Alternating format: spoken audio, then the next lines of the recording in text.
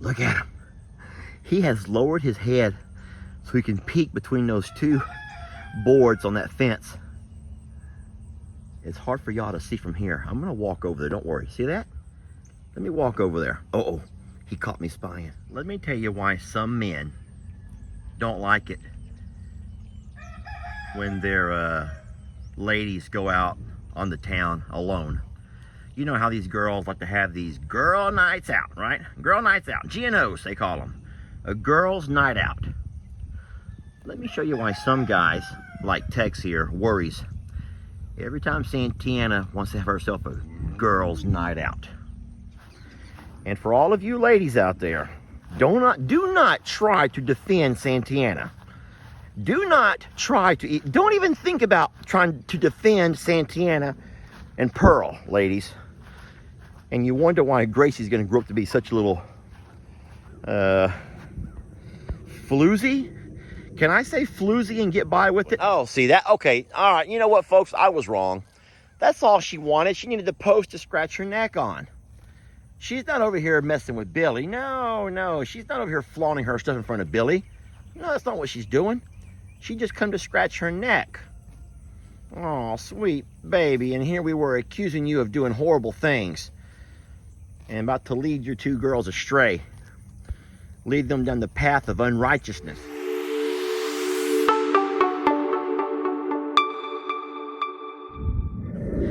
Most of y'all don't even know what that word means, a floozy.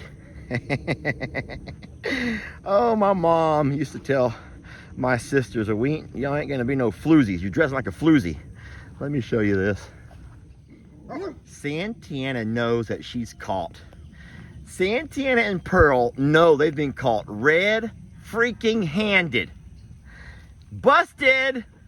You girls are gonna come to Santianna's defense. Seriously, if you thought that men had like this code, it's nothing compared to girl code. Girl code is a whole lot stronger than what they call bro code. Seriously. And you girls are going to come defend Santianna, and I wish you would not just let me have my video and don't try to defend this little I'm not going to have a video that has two galoots in it at the same. Can't do that. And that's our big galoot. I see you, Billy. Billy is like real casually making his way over like he's eating grass all of a sudden, when in reality, he was talking to Santianna. And Pearl's looking over her shoulder, and Gracie's looking over her shoulder. And that's ridiculous, because you have your own man right over there. A good man. That is a good man over there. Sorry, Tex. Look at her. Okay, she just doesn't care. At this point, she just doesn't care. Look what she's done to my fence. She has been along this fence so much that she's already taken and she's knocked off the little wire clips that hang this thing up. I'll have to get over here and patch this up. She's pushed it. Look, she's been pushing into it so much that she's knocked my post over. And for what? What is it about Billy? I just don't get this at all. Billy has the kind of face that only a mom could love. Look, Billy, come over here.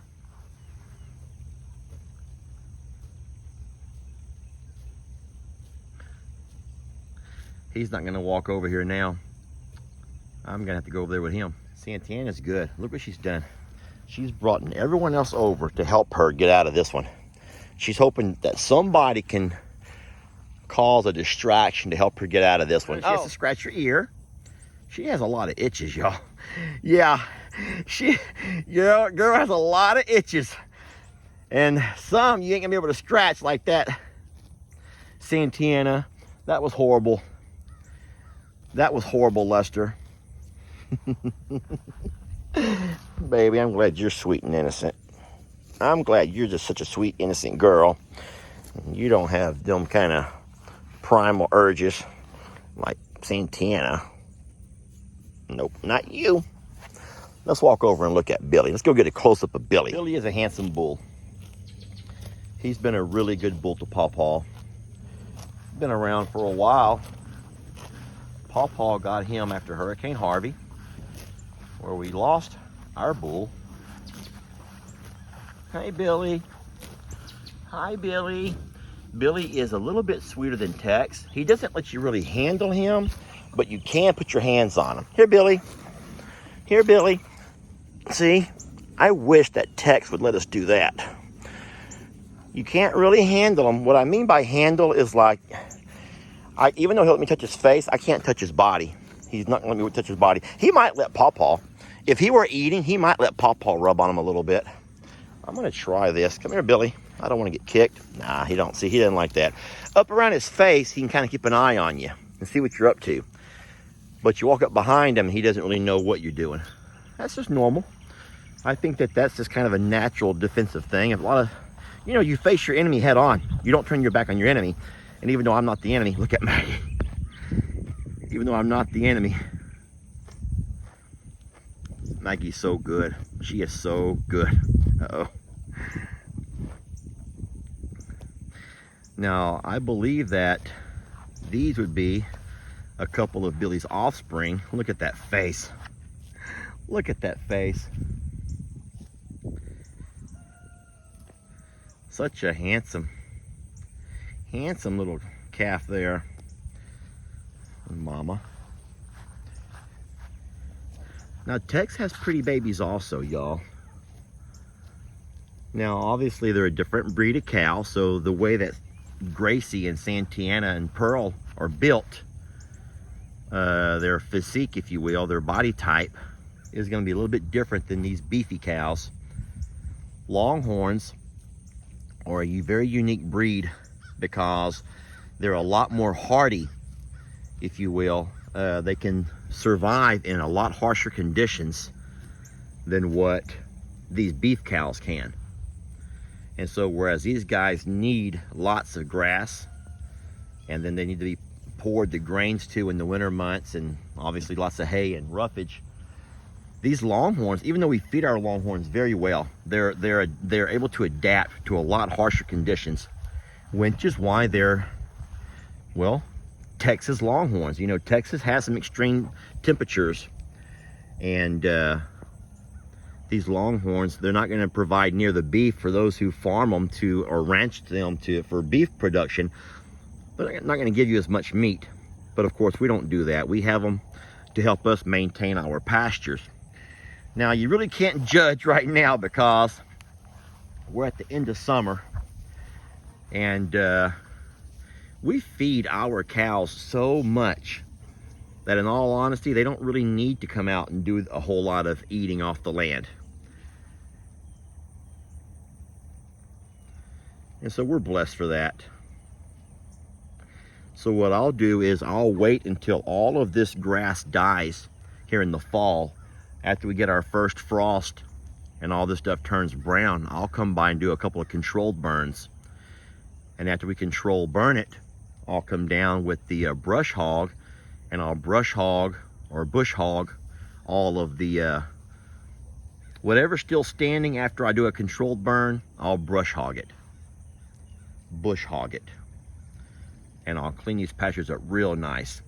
And that way next year, when the grass starts growing again, there'll be a lot of nice, pretty grass.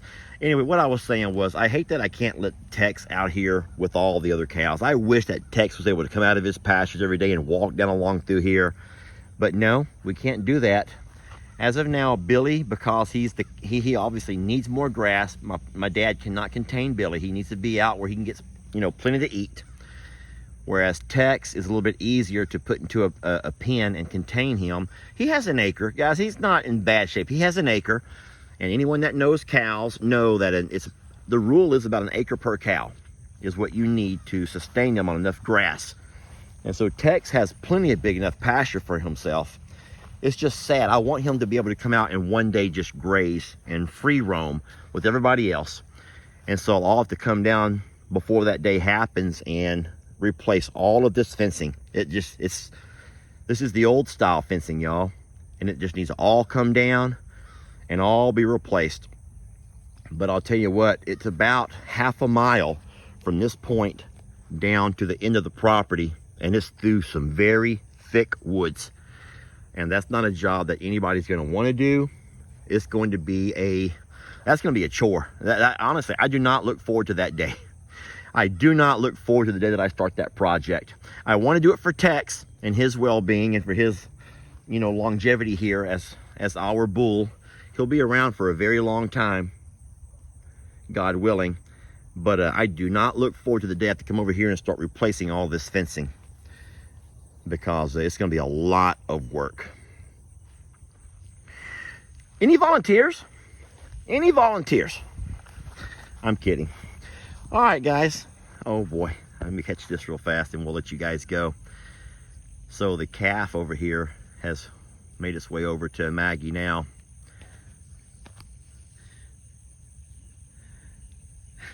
Oh, I want Maggie. Maggie loves babies. Maggie loves everybody. Maggie is so good. I do see one more calf off in the distance. Let's walk over and look at that last calf. If y'all want to see one last calf before I end this video, let's walk over and look at this last little calf. It's a little one. That's Beverly. Isn't that cute?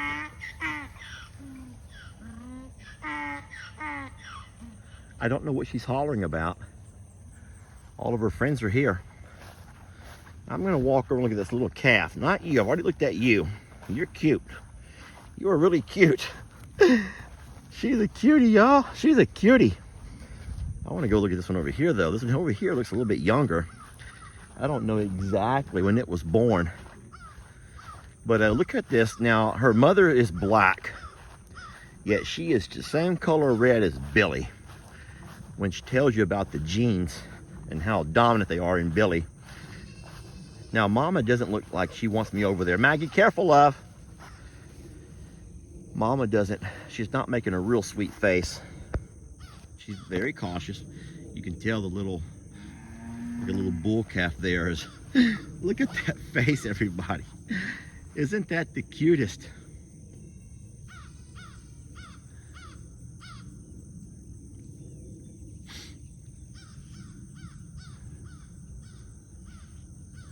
Isn't that just the cutest ever? Let's get a little bit closer. We're just visiting. We're just visiting. Look at that. Oh. Can y'all imagine the day whenever Pearl and Gracie and Santianna all have their babies the same year? Which is normally around the spring or the summer. Won't that be really awesome? That's going to be cute seeing 3 babies out there. Now there's another calf over here. This looks a little bit older. That there's not a newborn at all. It's actually old enough to where it's off eating by itself. It's hard to see in this high grass. My dad will also burn off his pastures here in a few months. Yeah, we're so blessed that we don't have enough cows to eat it down to the dirt, if you will. And so this kind of grass here starts growing up, and next thing you know, it kind of takes over all of your good grass. What I mean by that is, that right there is good grass, and it's being swallowed by all this more of a weedy type grass. And so what we need, eventually, you'll want to get your cows enough of a herd built up enough to where they can kind of like keep all of this cleaned up, where you can only have that good grass and not all this weedy stuff here. But we haven't had that many cows since Hurricane Harvey. My dad is building up his herd pretty fast. I have decided to go slow with mine and just start off with a few and let them slowly build up. And I want to keep them all in the same bloodline for the most part. So Tex will forever be my bull, and I'll just send the heifers, that's the female cows, off to band camp.